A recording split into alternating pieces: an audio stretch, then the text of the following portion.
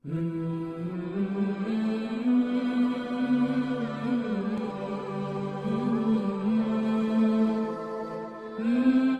بزرگوں، بھائیوں، اللہ تبارک و تعالیٰ نے قرآن حکیم میں نبی رحمت صلی اللہ تعالیٰ علیہ وسلم کی عظمتوں کا، شانوں کا، بلندیوں کا ذکر فرمایا ہے۔ امت مسلمہ نے اور امت کے مفسرین نے، علماء نے نبی پاک صلی اللہ تعالیٰ علیہ وسلم کی ہر عظمت پر، سید عالم صلی اللہ تعالیٰ علیہ وسلم کو عطا کی گئی ہر شان پر تفصیل سے کلام فرمایا۔ ہمارے بزرگوں نے سید عالم علیہ السلام کی عظمتوں کو کھول کھول کر امت کو سنایا اور بتایا، لیکن پھر بھی بہت سارے پہلو تشنہ ہیں، اور جیسے جیسے وقت گزرتا جائے گا امت تک حضور سید عالم علیہ السلام کی عظمتوں کو پہنچایا جاتا رہے گا اور لوگ اسے استفادہ کرتے رہیں گے۔ قرآن مجید میں اللہ تعالیٰ نے ارشاد فرمایا کہ یا ایھا النبی انا ارسلناک شاہدا ومبشرا ونذیرا، اے محبوب علیہ السلام، بے شک ہم نے آپ کو گواہ بنا کے بھیجا ہے، خوشخبری دینے والا بنا کے بھیجا ہے اور ڈر سنانے والا بنا کے بھیجا۔ پھر فرمایا وَدَاعِيًا إِلَى اللَّهِ بِإِذْنِهِ، اور ہم نے آپ کو اللہ کی طرف دعوت دینے والا بنا کے بھیجا ہے اس کے اذن کے ساتھ، وَسِرَاجًا مُنِيرًا، اور آپ کو چمکتا ہوا آفتاب بنا کے بھیجا ہے۔ دنیا کے اندر انسان میں جو چیز اسے رغبت دیتی ہے، جو اس کو عمل پر ابھارتی ہے، وہ اس کا عقیدہ اور اس کی سوچ ہوتی ہے۔ انسان کے جو افکار ہوتے ہیں نا، جو اس کی سوچیں ہوتی ہیں، وہ اس کے عمل کو مرتب کرتی ہیں۔ انسان کا جس طرح کا نظریہ ہوتا ہے، پھر وہ زندگی میں عمل بھی اسی طرح کے کرتا ہے، لوگوں کے بیچ رہ کے وہ وقت بھی اسی طرح ہی گزارتا ہے۔ قریش مکہ اور حضور سید عالم صلی اللہ تعالیٰ علیہ وسلم سے جو پہلے کے لوگ تھے، ان کے افکار بہت ساری خرابیوں کا شکار ہو گئے تھے، فکری کمزوریاں پیدا ہو گئی تھیں، مختلف قسم کی اوہام پرستی کا وہ شکار تھے، توہمات میں الجھ گئے تھے۔ حج کا موقع آیا ہے تو اب انہوں نے قبولیت کا یہ نظریہ گھڑ لیا ہے کہ ننگے ہو کے معاذ اللہ طواف کریں گے بیت اللہ کا۔ قربانی کا موقع آیا ہے تو جانوروں کا خون دیواروں کے ساتھ لگائیں گے خانہ کعبہ کی۔ اور قرآن حکیم ہمیں یہ بھی بتلاتا ہے کہ جب حج کر کے لوٹتے ہیں تو اب دروازوں سے نہیں گزرنا، اب ہم نے کوئی اور رستے پھلانگ کے گھروں میں آنا ہے، اس لیے کہ ہم نیک ہو کے آئیں۔ تو مختلف قسم کی توہمات انہوں نے گڑھ لی تھی، اللہ تبارک و تعالیٰ کی ذات کے بارے میں بھی، انبیاء کرام علیہ السلام کے بارے میں بھی۔ قرآن مجید ہمیں کہتا ہے کہ یہودیوں نے جناب عزیر علیہ السلام کو اللہ کا بیٹا کہا، عیسائیوں نے معاذ اللہ حضرت عیسیٰ علیہ السلام کو اللہ کا بیٹا کہا۔ تو افکار کے اندر جب انسان کے بہت زیادہ خرابیاں آ جاتی ہیں، یعنی ایک آدمی کا ذہن بن گیا نا سارے لوگ چور ہی ہیں، تو پھر کسی سے دوستی کرنا، کسی کے ساتھ چلنا، وقت گزارنا اس کے لیے دشوار ہی نہیں، محال بھی ہو جاتا ہے۔ اور اگر انسان محسوس کرنے لگتا ہے نا کہ یار نہیں، ایسا نہیں ہے، یہ میرے رسول کریم کی امت ہے، اور حضور علیہ السلام نے فرمایا میری امت کبھی گمراہی پر جمع نہیں ہوگی، تو امت میں خیر ہے، ہمیں خیر کو تلاش کرنا چاہیے۔ پھر انسان آہستہ آہستہ نرم ہونے لگتا ہے، لوگوں کو گنجائش دینے لگتا ہے، اور ان کی باتوں کو، ان کی کمزوریوں پر وہ استدلال کرتا ہے کہ یہاں کمزور پڑ گئے ہوں گے، یہاں یہ مسئلہ ہو گیا ہوگا۔ وہ کسی نے کہا تھا کہ جانے کس عمر میں جائے گی یہ عادت میری، روٹھنا اس سے تو اوروں سے الجھتے پھرنا۔ کئی دفعہ یوں بھی ہوتا ہے۔ تو ہمارے ہاں افکار میں اگر حسن رہے، تازگی رہے، خوبصورتی رہے، اب بھی کچھ لوگ ایسے ہیں جو اعتدال کا رستہ چھوڑ جاتے ہیں۔ صوفیاء کی جماعت میں جب سے ملنگوں نے قدم رکھا ہے، اور بہت سارے ایسے لوگ جو کہتے ہیں کہ نہیں تمہیں نہیں پتہ، بات معرفت کی ہے، تو ان لوگوں نے بھی خرابی پیدا کر دی۔ پھر اس کا نقصان یہ ہوا کہ کچھ دانشوروں نے، شعراء نے، سیاستدانوں نے معاذ اللہ یہاں تک کہنا شروع کر دیا کہ جو جس کو بھی پکارتا ہے کسی نہ کسی روپ میں اللہ کو ہی پکارتا ہے۔ افکار میلے کر دیے، بھئی اگر جس کو بھی جو پکارا جا رہا تھا تو وہ معاذ اللہ اللہ کو ہی پکارا جا رہا تھا، جس کے سامنے جو جھکتا تھا تو کوئی نہ کوئی اس کے ہاں توحید پائی ہی جاتی تھی، تو پھر اللہ کے رسول بتوں کے خلاف کیوں جہاد کرتے رہے؟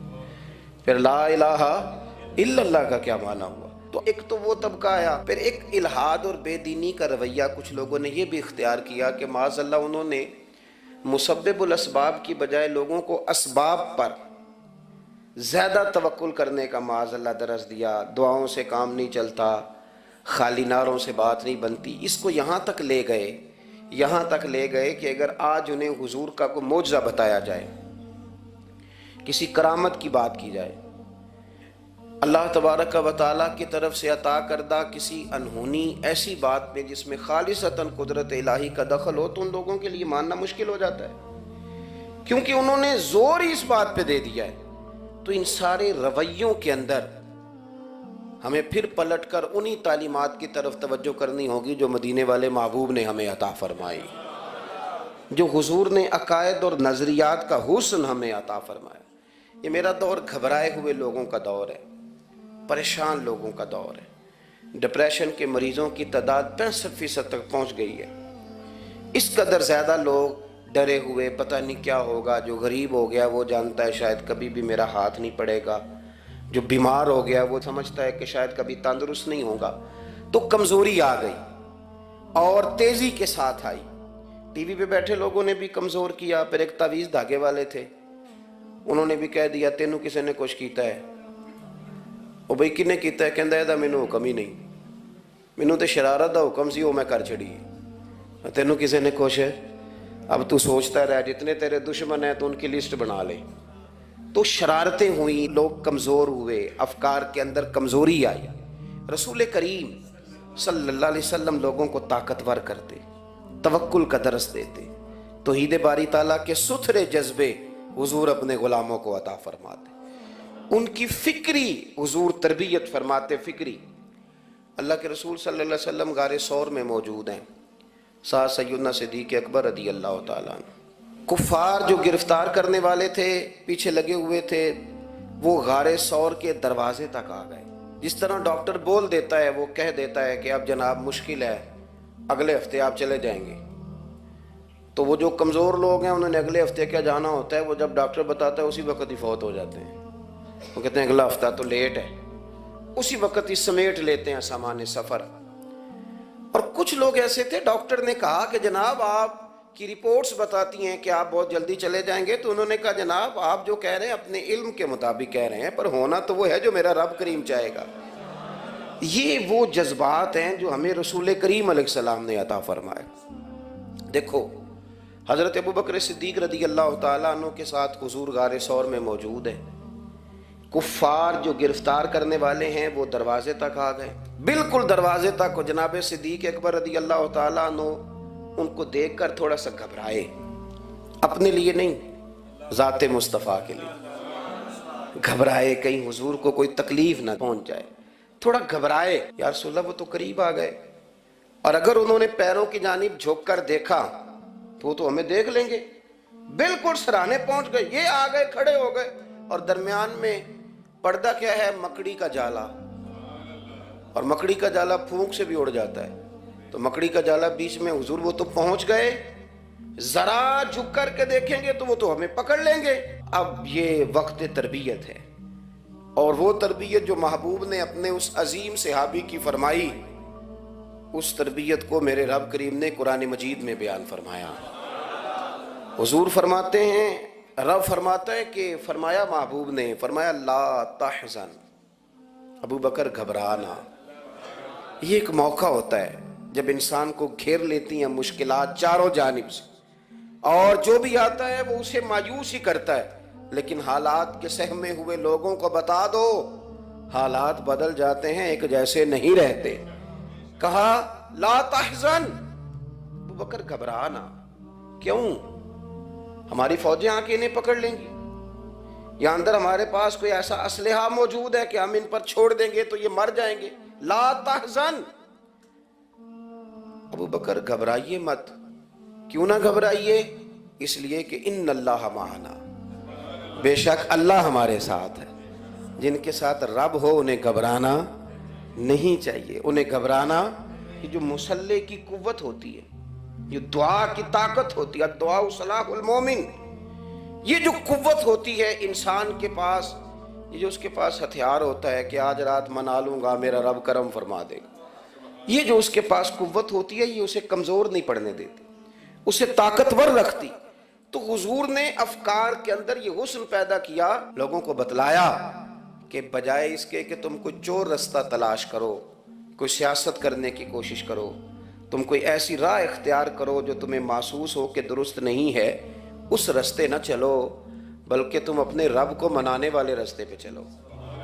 اور ترمذی شریف میں حدیث ہے، حضرت انس بن مالک رضی اللہ تعالیٰ عنہ فرمانے لگے کہ کریم محبوب علیہ السلام فرماتے ہیں کہ اپنے دکھڑے دنیا داروں کو نہ بتانا، سیٹھوں، نوابوں، چودھریوں، چاپلوسی کرنے کی ضرورت کوئی نہیں، اپنے دکھڑے دنیا داروں کو نہ بتانا ورنہ اللہ تمہیں کبھی غنی نہیں فرمائے گا۔ فرمایا اپنے دکھ اپنے رب کریم کی بارگاہ میں عرض کرنا، جلدی یا دیر سے اللہ تمہیں لوگوں سے بے نیاز کر دے گا۔ تربیت فرمائی۔ ہم لوگوں نے تیزی سے اپنے آپ کو کمزور کیا ہے، توجہ کا مرکز دنیا دار۔ وہ اکبر الہآبادی نے کہا تھا کہ مصیبت میں بھی اب یاد خدا ہم کو نہیں آتی، دعا منہ سے نہ نکلی جیبوں سے عرضیاں نکلی۔ اب بھی نہ لوگ درخواستیں جمع کراتے ہیں، دعائیں نہیں کرتے۔ تو بھائی ایک تو یہ کہ توحید باری تعالیٰ کے بارے میں اصل نظریات، افکار کا حسن، پاکیزگی اور آپ کا اپنے رب کی جانب پورا توجہ کرنا۔ ہمارے ہاں اب تو خیر کرامتیں فیس بک پہ آتی ہیں اور لوگ اس کا سوال بھی بڑا تگڑا کر کے کرتے ہیں، اور جو بچے چھوٹے موٹے ہماری طرح طالب علم ہوتے ہیں، کچھ کتابیں پڑھنے والے دین کے، وہ کئی دفعہ الجھ جاتے ہیں کہ اب اس کو ٹیلی کیسے کریں، ساتھ کیسے جوڑیں۔ ایسی کرامتیں اور کرامت بیان کرنا بھی لوگوں نے ذمہ داری سمجھ لیا ہے، حالانکہ جڑے محرم راز حقیقت دے وہ تے راز حقیقت کھول دے ہی نہیں۔ اے جنہ ویکھیا نہیں او کرن گلاں، جنہ ویکھ لیا او تے بول دے ہی نہیں، تو بات ہی نہیں کرتے۔ تو کرامت نا جوڑ جاڑ کے نا کہیں فٹ کی جاتی ہے۔ آپ کو بخاری مسلم میں حدیث ملے گی، کوئی بھی ایسی اوہام پرستی، کوئی بھی ایسا نظریہ، کوئی بھی ایسی بات جو ذہن کو منتشر کرے، یعنی ابھی تک لوگ کہہ دیتے ہیں ہمارے کہ وہ کالی بلی رستہ کاٹ گئی تھی، تو معاملہ بڑا، میں ملتان شریف پہنچا تو مجھے وہاں ایک میرے سنگی کہنے لگے، بڑا پرانا ان سے ربط ہے، کہنے لگے کہ میں نے آج نہ تجربہ کیا ہے، ویسے واقعی کالی بلی رستہ کاٹی ہے تو مشکل ہو گئی ہے۔ میں نے انہیں کہا کہ آپ کا تجربہ سجدہ صاحب کا محتاج ہے، آپ کو دوبارہ سے تجربہ کرنا چاہیے۔ خدا کے بندے کالی بلی رستہ کاٹ جائے تو مشکل ہوتی ہے، تو میرا تو سارے رستے، کئی کالی گاڑیاں رستہ کاٹ گئی، اب کیا کیا جائے؟ یہ کمزوری ہے، افکار میں کمزوری نہیں پیدا کریں، کچا پن نہ پیدا کریں، آپ مضبوطی لائیں۔ بخاری مسلم میں آپ کو حدیث ملے گی، سرور کائنات علیہ السلام کے صاحبزادے جناب ابراہیم علیہ السلام وصال فرما گئے، اور کیفیت یہ تھی کہ انہوں نے حضور کی مقدس گود میں آخری سانس لیا، داڑھی مبارک محبوب کی آنسوؤں سے بھر گئی۔ حضرت انس کہتے ہیں عرض کی یا رسول اللہ آپ بھی آنسو بہاتے ہیں؟ فرمایا میرا بیٹا گیا ہے تو آنسو نکل آئے ہیں، ورنہ میری زبان پہ وہی جاری ہے جس سے میرا رب راضی ہوتا ہے۔ اسی دن نا، جس دن سرکار کے صاحبزادے کا وصال ہوا، اسی دن سورج کو گرہن ہو گیا۔ کچھ لوگوں نے بات جوڑ دی، کہنے لگے کہ آج چونکہ حضور سید عالم علیہ السلام کے صاحبزادے کا وصال ہو گیا ہے تو آج دیکھو سورج کو بھی گرہن ہو گیا ہے۔ بات جوڑ دی، غم کی کیفیت تھی، سرکار کی مقدس داڑھی آنسوؤں سے بھری ہوئی تھی، حالات کا تقاضا اور اس کی سمت کچھ اور تھی۔ حضور نے جمعے کا انتظار نہیں فرمایا، فرمایا بلاؤ لوگوں کو مسجد میں۔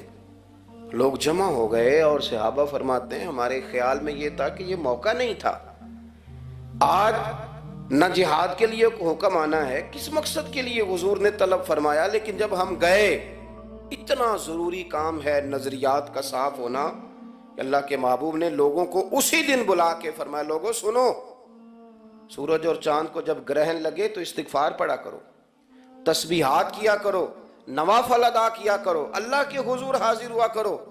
فرمایا یہ سورج اور چاند کو جب گرہن لگے تو یہ اللہ کی نشانیوں میں سے نشانی ہوتا ہے، کسی بندے کے دنیا سے جانے کا اس کے ساتھ کوئی تعلق نہیں۔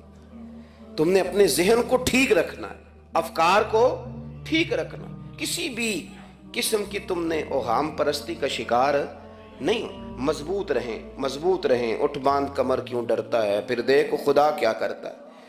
آپ مضبوط رہیں، جب مضبوط رہیں گے تو انشاءاللہ توانائی اللہ کی طرف سے عطا کر دی جائے گی۔ دوسری بات، نبی پاک صلی اللہ تعالیٰ علیہ وسلم نے تمام انبیاء کرام علیہم السلام کے بارے میں لوگوں کے ذہنوں کی اصلاح کی۔ آپ کبھی قرآن حکیم کا مطالعہ فرمائیں، احادیث مبارکہ کو پڑھیں تو میرے محبوب کریم کی شان یہ ہے کہ حضور انبیاء کی شانیں بیان کرتے ہیں۔ حضرت موسیٰ کلیم اللہ ہیں، کس نے ہمیں بتایا؟ قرآن و حدیث نے بتایا۔ شانیں بیان کی نبیوں کی، عظمتیں بیان کی۔ حضرت ابراہیم خلیل اللہ ہیں، یہ ہمیں قرآن نے بتایا، حضور نے بتایا، لیکن ساتھ ہمیں یہ بھی بتایا کہ ہیں یہ اللہ کے بندے، ہیں یہ اللہ کے رسول۔ نبی پاک صلی اللہ تعالیٰ علیہ وسلم نے افکار اور نظریات انبیاء کے بارے میں لوگوں کے درست فرمائے۔ مجموع الزوائد میں حضرت مولا علی شیر خدا رضی اللہ تعالیٰ عنہ کی حدیث مروی ہے، ایک بدو آ گیا حضور کی بارگاہ میں کچھ مانگنے کے لیے۔ مولا کائنات رضی اللہ تعالیٰ عنہ فرماتے ہیں سرکار جب کسی بات کا جواب نہ دینا چاہتے تھے تو خاموش ہو جاتے تھے، کچھ دیر خاموش رہتے تھے، اور حضور کا خاموش رہنا بھی ہمارے محدثین نے محفوظ کیا ہے۔ اقسام حدیث میں سے ایک حدیث ہے جسے حدیث تقریری کہا جاتا ہے، وہ حدیث ہے جس میں حضور خاموش رہے، کوئی کام کیا گیا تو سرکار خاموش رہے۔ حضرت مولا علی کہتے ہیں حضور خاموش ہو گئے، لیکن چونکہ دیہاتی تھا، سادہ تھا، اس نے جب بار بار گفتگو چھیڑنا چاہی تو پھر حضور نے فرمایا چل پھر مانگ لے کیا مانگتا ہے، مانگ لے پھر کیا مانگتا ہے، کر سوال۔ دیہاتی تھا، سادہ آدمی تھا۔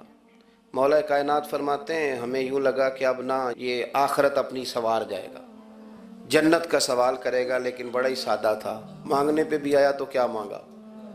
کہنے لگا یا رسول اللہ صلی اللہ علیہ وسلم میں نے سفر کرنا ہے، مجھے ایک اونٹنی عطا کر دیتے۔ حضرت سلطان باہو سے کسی نے کہا کہ بڑے لوگ مرید ہوتے ہیں، تو فرمانے لگے رابطہ طالب کوئی نہیں ملیا، جو ملیا طالب زرد آؤ۔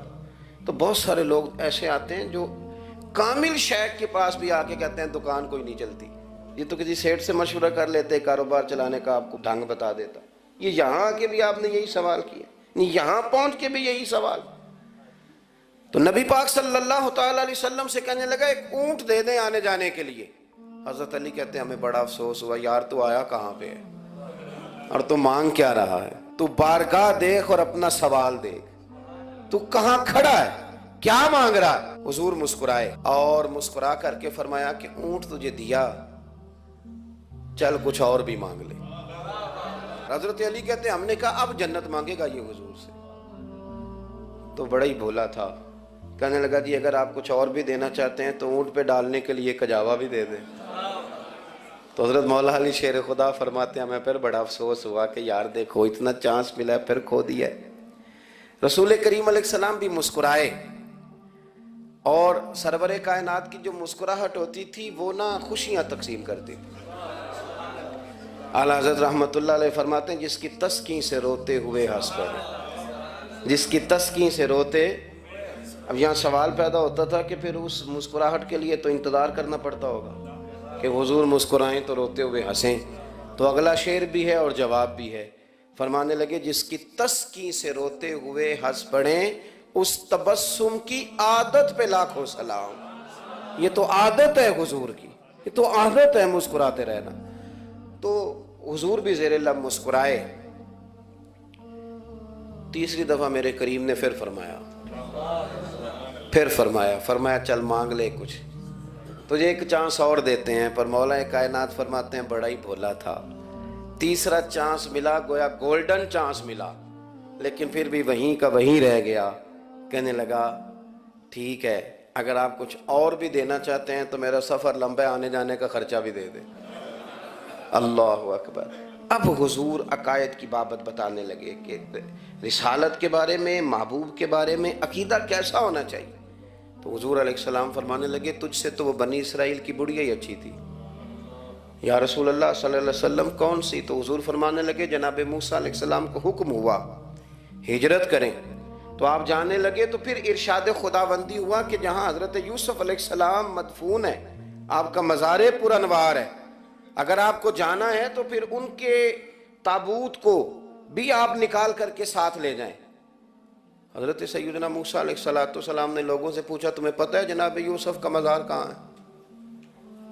کسی کو نہیں پتا۔ ایک بوڑھی اماں ہے ضعیف العمر، اس کو خبر ہے۔ حضرت موسیٰ علیہ السلام نے اس سے کہا اماں تو بتائے گی کہ حضرت یوسف کا مزار کہاں ہے؟ تو کہنے لگی بتاؤں گی پر مفت نہیں بتاؤں گی۔ یہ حضور بیان کر رہے ہیں، بتاؤں گی پر فری میں نہیں بتاؤں گی، میں نا مفت تھوڑی بتاؤں گی۔